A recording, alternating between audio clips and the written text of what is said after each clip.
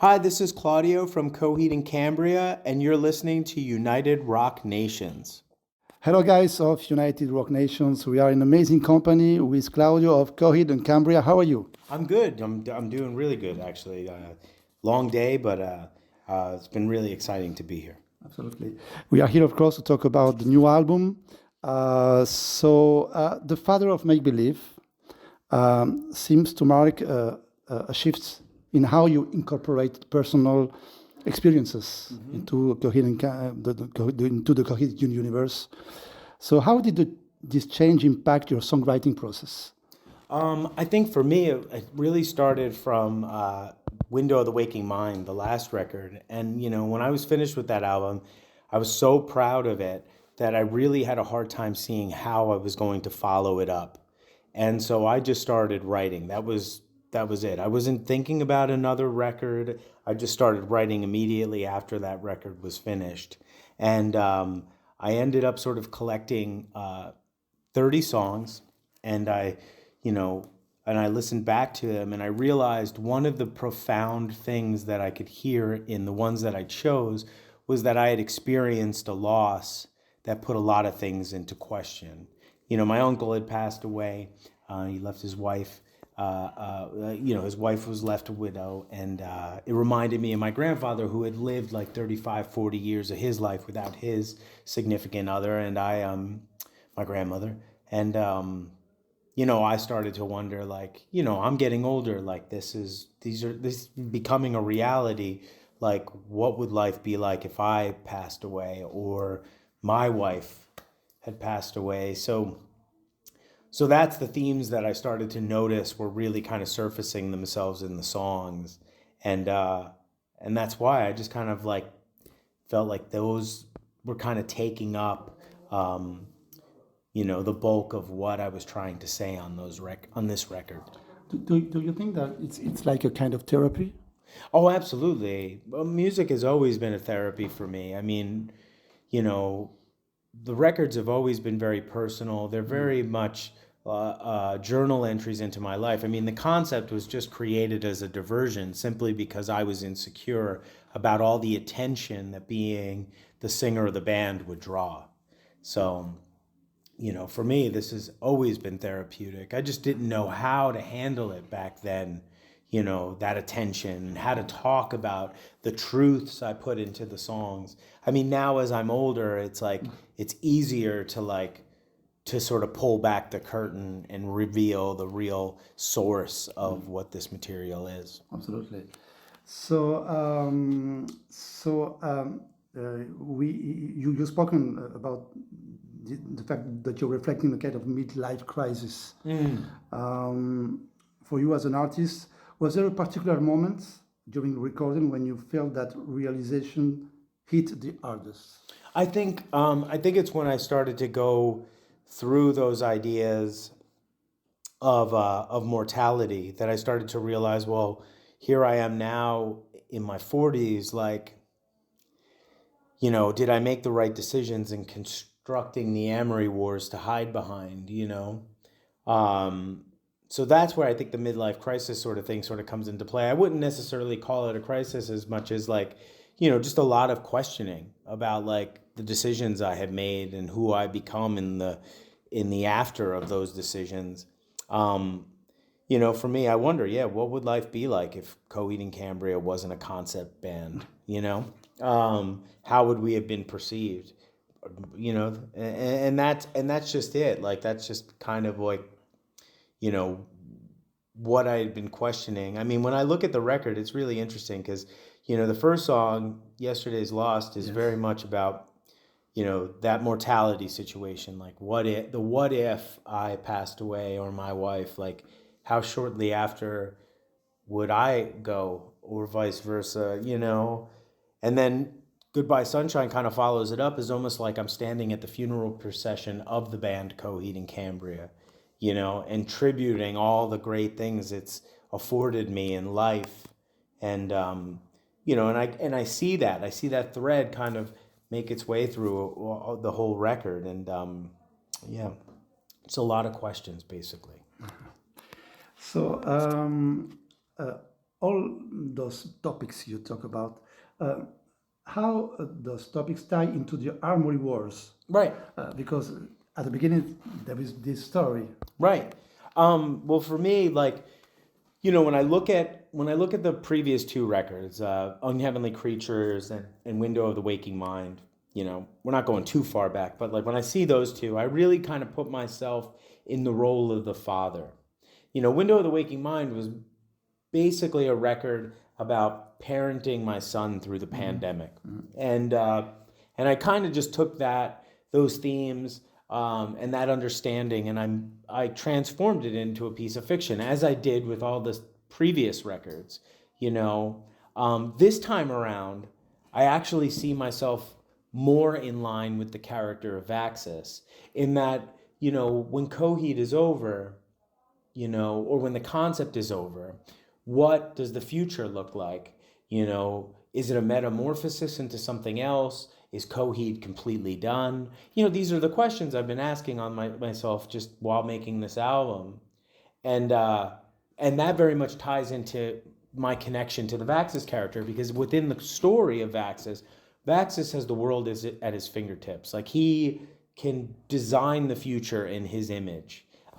Everything is at his change. Whatever he wants can happen, and that's where I see this connection. That's how I take all of these themes. I'm like, that is the motive that these songs and themes need to fuel, and that's how I bridge and connect the two things. Absolutely.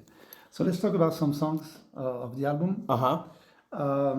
Blind Side Sunny has it raw, almost punk, trash energy that is different from the other songs, usual prog heavy approach that you have. What inspired you this aggression and urgency behind this track?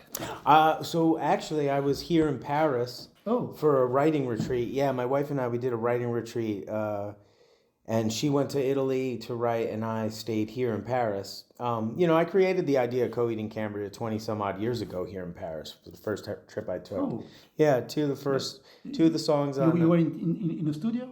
No, I was visiting a girlfriend at the time who was doing a year abroad 20 some odd years ago, 1998.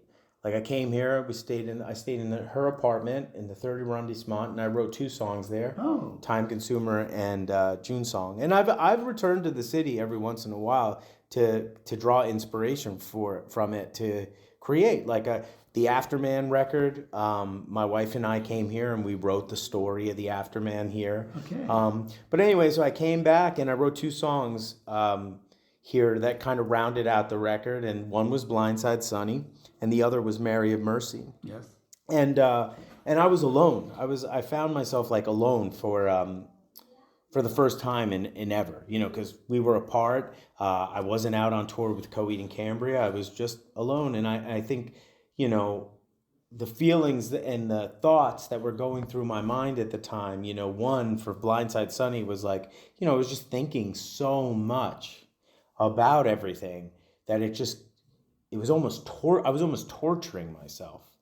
And so I think that's where the character of Blindside in that song came out, this anger of like wishing things were different, and and then on the opposite side of that coin, I wrote a song like Mary of Mercy for my grandfather that, basically was almost like me longing for my connection with my wife to be, be back together, and it made me think of him and my grandmother, like, so it was like two opposite sides of the coins. Then I really think a lot of that came from just being alone, truly being alone. When I listen to you, I think that it's difficult to not to tour, not to be with the band, between two albums, is that difficult for you to live that life of no artists? Right. It's not, yes and no. Like, on one side, I'm very lucky because my wife and I, we work together. So when my son is out of school, she tours with me. The whole family does. Yeah, they come out, they're in the bus, they love it. So a good portion of the touring year, we're together. But there are moments where, that's just not possible because my son's in school. so yeah, there are moments where it can be difficult, but it has become way more comfortable than it's ever been. So I think I've really kind of adjusted to the touring lifestyle because I've sort of made it my own, you know. So So let's talk about another song. It's "Searching for Tomorrow." Has a stormy, fast-paced structure. It's like chaotic a little bit. That's my impression. How did you approach the composition and arrangement of this song? you know, so I wrote that song. I think we were on a European run. I may have been in London, and I just started working on that riff, the ding ding ding ding ding ding, ding, the very almost like classical kind of run, and I worked on that, and then I started to write all the rhythms around it to just really flesh out the song. And when I came time to like creating a theme for it, again going with the themes that I was like putting in place and the questions that I was asking myself. I mean, that one became, like this feeling of looking for something better than what I already had. But in doing that, I'm not seeing the good thing that I got, if that makes any sense. And like, it's just that's what that felt like. And we even put it in the video, like the 3 videos we put out, we made a trilogy out of them. Exactly. And like the first one, Blindside, it's like, it's us in present day, and there's the character of Blindside walking around, and he reveals himself in Searching for Tomorrow to only act as a guardian angel and show us the futures, had Coheed and Cambria not exist, like what those realities would look like. And then, someone who can starts it off, and it's like we're now in the roles of the guardian angels, helping our younger selves, you know, overcome the obstacles before them to make them the Coheed and Cambria we are. Absolutely. As you said before, you usually wrote songs when you are touring? Sometimes, yeah. Because usually it's when you are in studio, when you are at home. Yeah, most of the time it's when I'm at home, but it does happen when I'm away, like, like writing in this city or on the road. I mean, right now I have a guitar upstairs, so I'm like, I brought it with me, and like, just because I knew, and this morning I was working on 2 songs. Oh. So, I'm You always, never stop. I don't. I mean, I definitely get more done when I'm home, but I try to be as productive. And not like I try, because it's not really a job for me. It's like I love to write music. yes, So it's just like I just like to write, and and the stuff comes pretty quick. So I just start recording it on my phone. You have an iPhone? Yeah, just sometimes I'll bring rigs out, like Yes. to really like flesh things out. But this trip is so quick that I just record everything on the phone. Fantastic. Yeah. Another song is Corner My Confidence. Ah, It yeah. feels deeply personal and has a beautiful rock sound. Tell us more about that song, emotionally and musically. Right. I wrote that song for my wife. I wrote it on the cruise.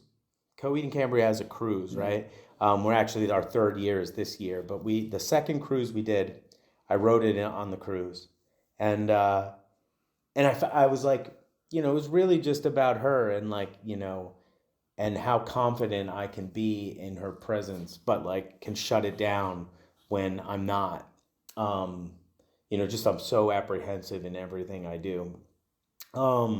When it's not with with her strength by my side. But like, for me, that's what it was. It was like I was sitting there, I was writing it on acoustic guitar in the bedroom of our room on the SS Neverender, the cruise.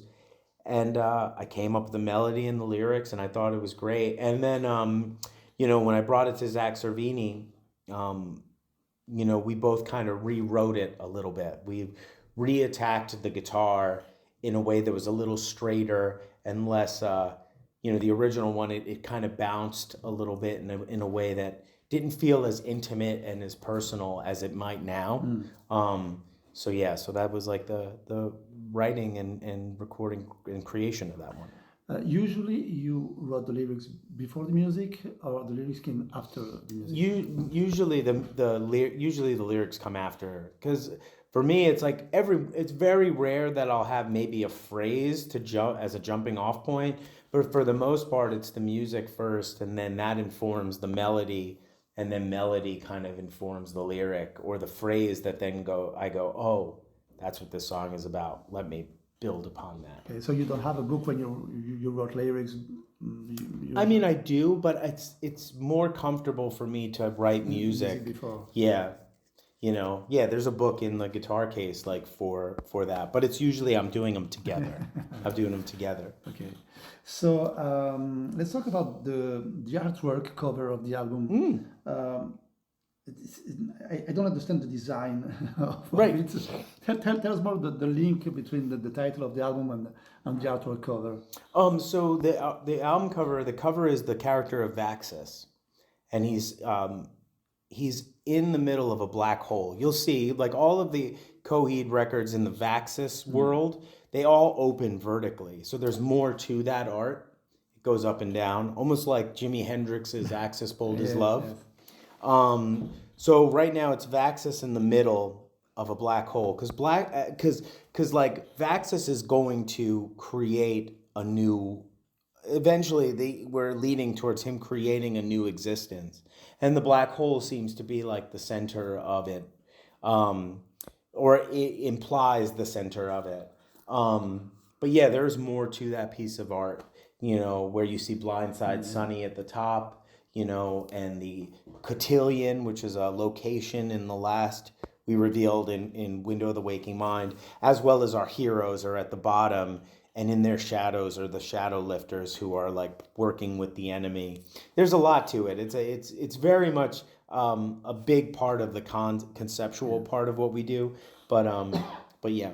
So it's better to buy the vinyl. I mean, if you want to really look at that art, I would think so. Yeah, absolutely, because it folds open really nice, and the back side of it is another piece from the story that I can't reveal just yet. But yeah.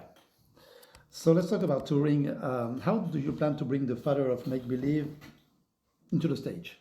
So I think we're gonna kind of play off of the videos Because just to hear. there's a lot of songs. Right. Yeah, we definitely won't bring, typically when we do an album from front to back, it's usually in the Never Ender concert series. So this time around, it'll probably be a collection of songs that will probably lean a little more heavily towards the Father of Make Believe.